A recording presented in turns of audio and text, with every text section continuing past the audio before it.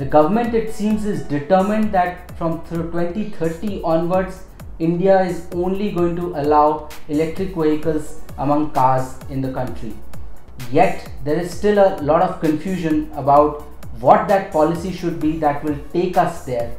Second, what are the kind of government agencies that will monitor it?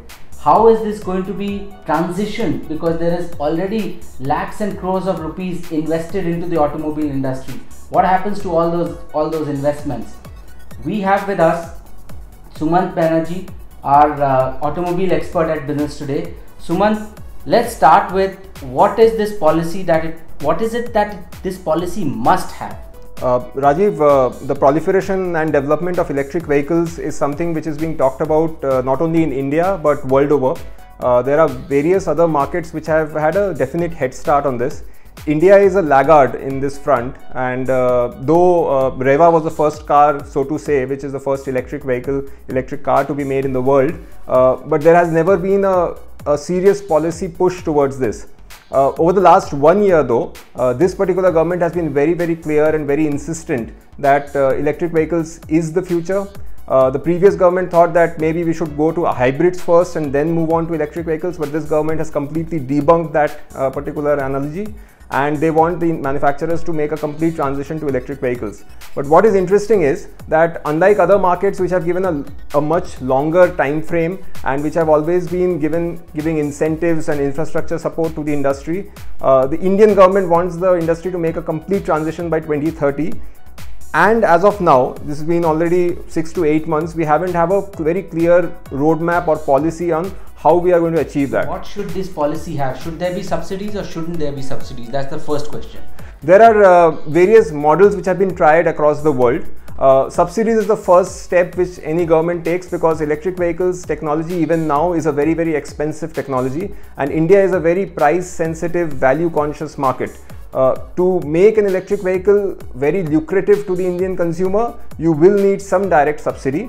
But given the fiscal constraints that any government faces and the kind of benefits that you get through lower cost of ownership of an electric vehicle, these subsidies are liable to be phased out in the medium to long term future. What happens to the investments that are already placed in the industry? That is another very, very murky area, because while we are talking about electric vehicles on one hand, on the other hand the government has also advanced the period required to move into BS6 emission norms. So we are leapfrogging one emission norms, which means a lot of investment going into existing internal combustion engines. Already manufacturers are saying that with this kind of a vague policy idea, there will be nobody who will make investments into electric vehicles. On the contrary, they are saying that probably some component makers may not even want to invest into BS6 technology. So it's a very, very confusing state of affairs right now. We understand a policy is being framed. It should be out in the next 3 to 4 months, when we will have a clearer idea about how the government wants to proceed.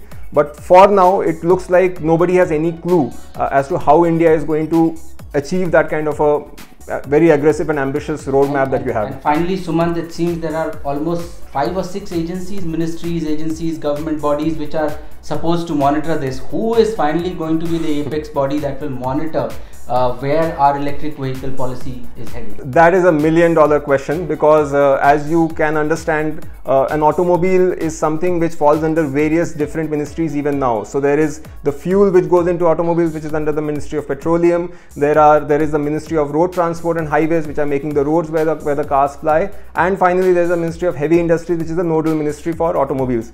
As of now, what it appears though is that Niti Aayog is the one which has taken the lead. That is the umbrella organization which is devising what are the possible infrastructure support that is required, what are the kind of incentives required, and it is talking to various other ministries, bringing them online and in the same panel and same board, discussing with them what is the way forward. So for now, it is Niti Aayog which is spearheading the entire push towards electric vehicles in India. So Sumant, last question. What is the state and the future of the companies that are already producing internal combustion engine cars? What happens to them? They have to transition, but we've seen globally that new technology always brings in new players. So maybe these guys will not necessarily be able to transition or even survive. technology advancement is something which we have seen across various other industries. It is very, very clear now that you cannot just wish away electric vehicles. This is the future. There is greater aggression in some of the other markets where they are completely saying that please move to electric vehicles fast. A lot of manufacturers are also already doing that, but it is going to be a painful transition for many.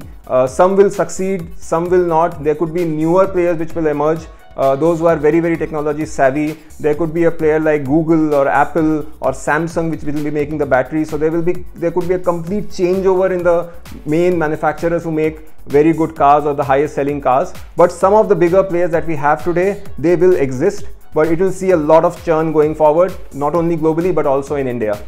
Okay, let's hope that it's as painless as possible for everybody, and the industry does manage to transition this with as seamlessly as possible. Thanks, Suman. Thank you so much, Rajiv.